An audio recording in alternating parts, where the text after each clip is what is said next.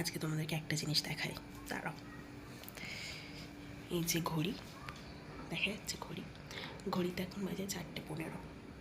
ঠিক আছে, 4:15 বাজে। আর আমার মা এখনও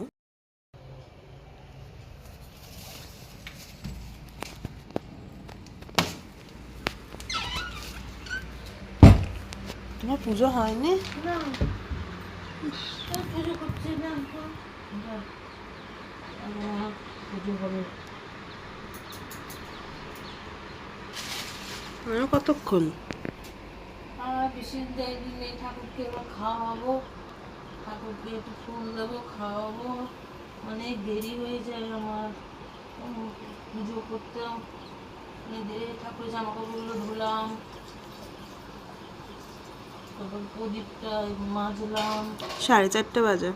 4:30 বাজলেও কিচ্ছু করতে পারছি না তো। ঠাকুরকে তো কতদিন ঠাকুরকে আমি ধরিনি।